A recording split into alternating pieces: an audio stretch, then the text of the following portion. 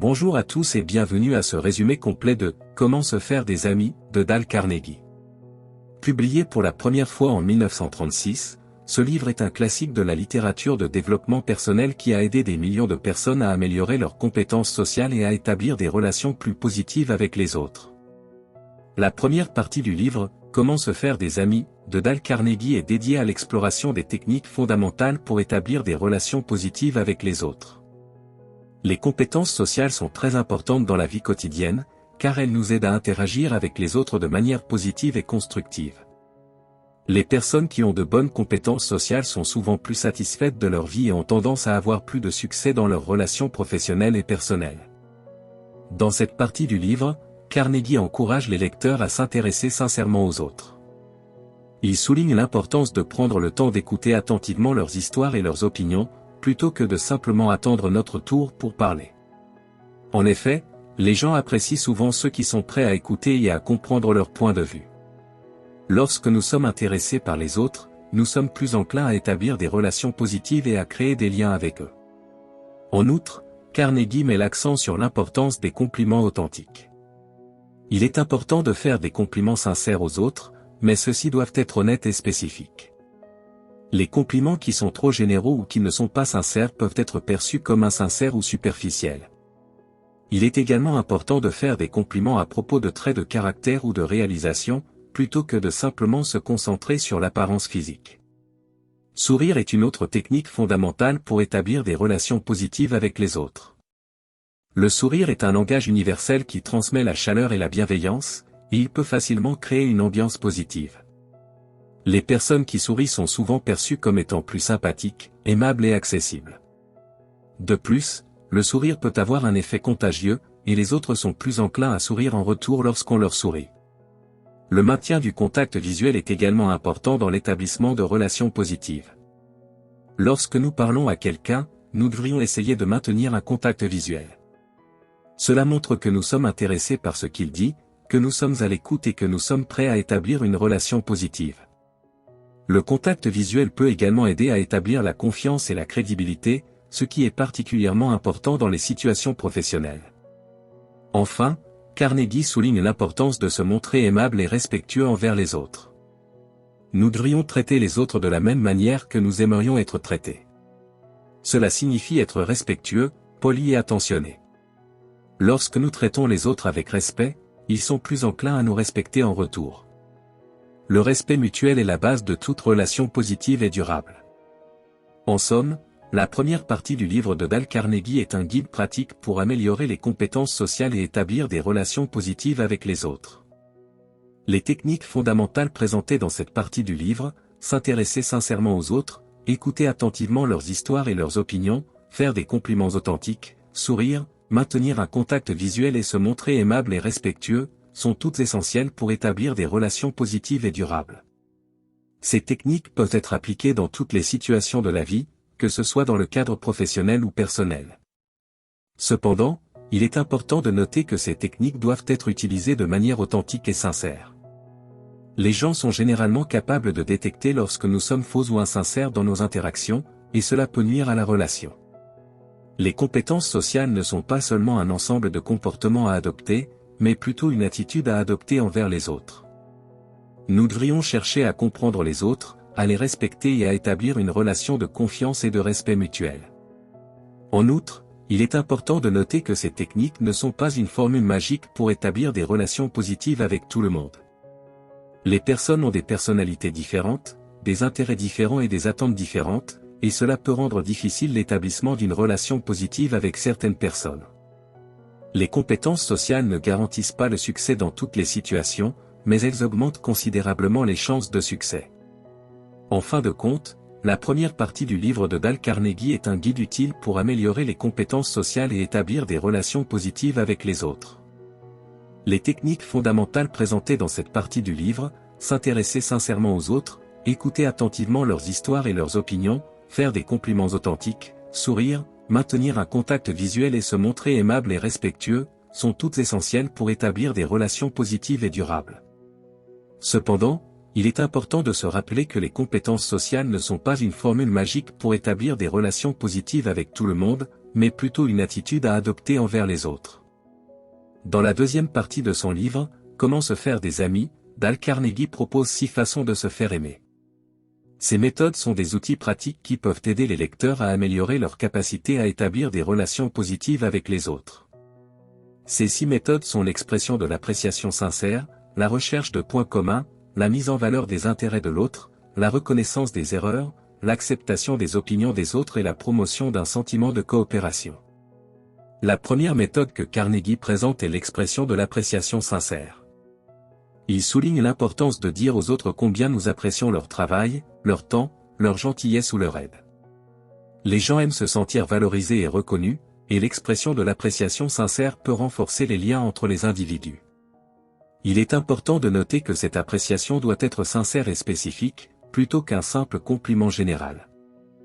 La deuxième méthode présentée par Carnegie est la recherche de points communs. Il explique que les gens ont tendance à s'entendre avec ceux qui partagent des intérêts communs. Il est donc important de trouver des points communs avec les autres et de les utiliser pour établir une connexion. Par exemple, si vous découvrez que vous et un collègue partagez un intérêt pour la musique, vous pouvez parler de vos groupes préférés ou de concerts auxquels vous avez assisté. Cela peut aider à renforcer les liens entre vous et à établir une relation positive. La troisième méthode présentée par Carnegie est la mise en valeur des intérêts de l'autre. Il explique que les gens aiment parler d'eux-mêmes et de leurs intérêts, et que nous pouvons utiliser cela pour établir une connexion. En posant des questions sur les intérêts de l'autre et en montrant un véritable intérêt pour leurs réponses, nous pouvons établir une relation positive. Il est important de ne pas interrompre ou de ne pas monopoliser la conversation, mais plutôt d'écouter attentivement et de montrer un intérêt sincère pour ce que l'autre personne a à dire. La quatrième méthode présentée par Carnegie est la reconnaissance des erreurs. Il explique que tout le monde fait des erreurs, mais que la façon dont nous les gérons peut avoir un impact sur nos relations. Si nous reconnaissons nos erreurs et prenons des mesures pour les corriger, cela peut renforcer la confiance et le respect des autres. Il est important de prendre la responsabilité de ces erreurs et de s'excuser si nécessaire. La cinquième méthode présentée par Carnegie est l'acceptation des opinions des autres. Il souligne l'importance de respecter les opinions des autres, même si nous ne sommes pas d'accord avec elles. Il est important d'écouter attentivement les opinions des autres et de les considérer avec un esprit ouvert. Nous pouvons ne pas être d'accord avec les opinions des autres, mais nous devons les respecter et ne pas les juger. La sixième méthode présentée par Carnegie est la promotion d'un sentiment de coopération. Il explique que les gens sont plus susceptibles de coopérer avec nous si nous créons un environnement positif et collaboratif. Il est important de travailler ensemble pour atteindre un objectif commun plutôt que de se concentrer sur nos propres intérêts individuels. En travaillant ensemble, nous pouvons construire des relations positives et durables. En utilisant ces 6 méthodes, Carnegie affirme que les lecteurs peuvent améliorer leur capacité à se faire des amis et à bâtir des relations positives et durables. Cependant, il est important de noter que ces méthodes ne sont pas des formules magiques garanties de succès dans toutes les situations. Il est important de les utiliser de manière appropriée et de s'adapter aux différentes personnalités et situations. En fin de compte, le livre de Dale Carnegie, Comment se faire des amis, est un guide pratique pour établir des relations positives avec les autres. Il propose des techniques et des méthodes concrètes pour améliorer la communication, renforcer la confiance et établir des liens solides avec les autres. Bien que certaines des idées présentées dans le livre puissent sembler évidentes, Carnegie les présente d'une manière claire et accessible, ce qui en fait en fin de compte, le livre de Dale Carnegie, Comment se faire des amis, est un guide pratique pour établir des relations positives avec les autres. Il propose des techniques et des méthodes concrètes pour améliorer la communication, renforcer la confiance et établir des liens solides avec les autres. Bien que certaines des idées présentées dans le livre puissent sembler évidentes, Carnegie les présente d'une manière claire et accessible, ce qui en fait un excellent guide pour ceux qui cherchent à améliorer leurs compétences sociales et à établir des relations positives dans leur vie personnelle et professionnelle. La gestion des critiques et des conflits est une compétence essentielle dans tous les aspects de la vie, que ce soit dans les relations personnelles ou professionnelles. Dans la troisième partie du livre, Comment se faire des amis, de Dale Carnegie, l'auteur explore différentes façons de gérer les critiques et les conflits de manière constructive, en aidant les lecteurs à développer leur capacité à gérer ces situations difficiles avec succès. Dans cette partie, Carnegie souligne l'importance d'éviter les critiques inutiles, qui peuvent blesser les sentiments des autres et nuire à la relation. Au lieu de cela, il encourage les lecteurs à trouver des moyens de critiquer les autres de manière constructive. Selon Carnegie, la clé est de trouver un équilibre entre être honnête et respectueux envers les autres, et de s'assurer que la critique est constructive et destinée à aider la personne à s'améliorer.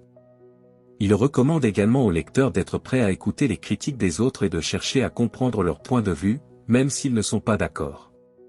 Cette compétence est essentielle pour améliorer la communication et la compréhension dans les relations, car elle montre aux autres que nous les respectons et que nous sommes ouverts à de nouvelles idées et perspectives. Carnegie souligne également que la gestion des conflits est une compétence essentielle pour établir des relations positives et durables. Au lieu d'éviter les conflits ou de les laisser se détériorer, il encourage les lecteurs à aborder les conflits de manière constructive. Pour cela, il propose plusieurs étapes clés: écouter attentivement les points de vue des autres, exprimer ses propres sentiments de manière claire et respectueuse, et chercher une solution qui satisfait tout le monde.